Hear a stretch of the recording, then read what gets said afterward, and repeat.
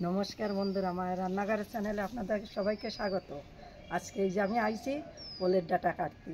এটা আমাদের বাড়ির ওল গাছ। এই যে একটা ওল গাছে একটাই লেগে হয়েছে, তাই কাটতে আইছি। এই যে দেখো,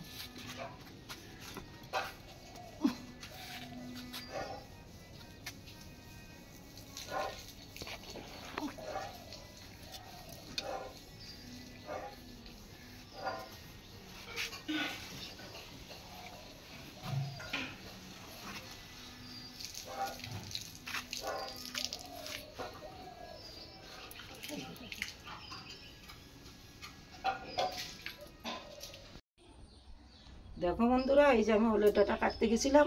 এই যে ওলের ডাঁটাকে নিয়ে আইছি, এখন রান্না করার জন্য কেটে নেবো। ওই দেখো,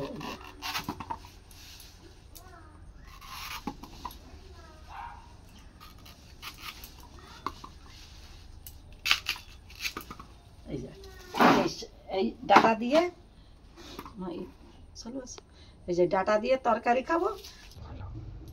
ওলের ডাঁটা এই যে রান্না করতে গেলে এইভাবে ছালটা ছালিয়ে দিতে হবে। এই যে দেখো,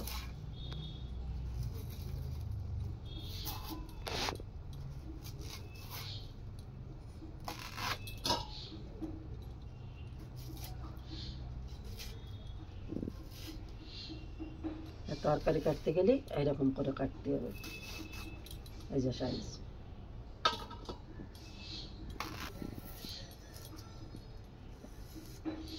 এইবার আমি সব কটা এরকম ভাবে কেটে নেব। এই যে প্রথমে ওলগুলো দিয়ে দিচ্ছি তেলের পরে।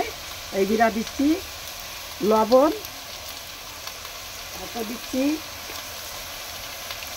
হলুদের গুঁড়ো। এগুলা দিয়ে আমি নাড়াচাড়া দিয়ে তারপরে জল দেবো। গা মাখা জল দিয়ে তারপর রান্না করবো ওলের ডাঁটাগুলো। ইলিশ মাছ দিয়ে ওলের ডাঁটাগুলো রান্না করবো গা মাখা জল দিয়ে।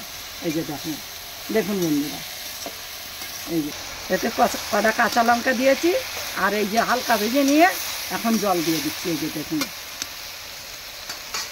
জলটা দিয়ে দিচ্ছি।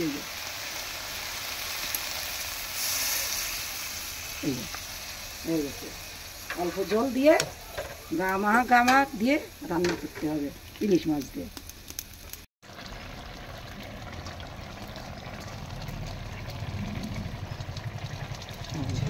দিয়ে দিলাম কাঁচা লঙ্কা বাটা, এই জন্য দিয়ে দিল।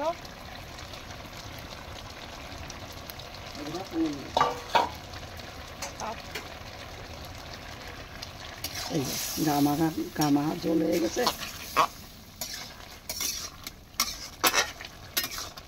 এই গরম তেলের মধ্যে এই যে জিরে দিয়ে দিলাম।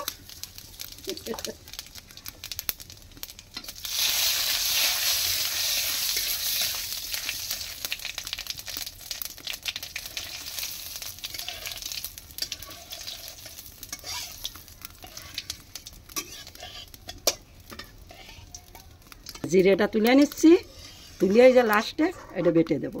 এই যে তুলা হয়ে গেছে।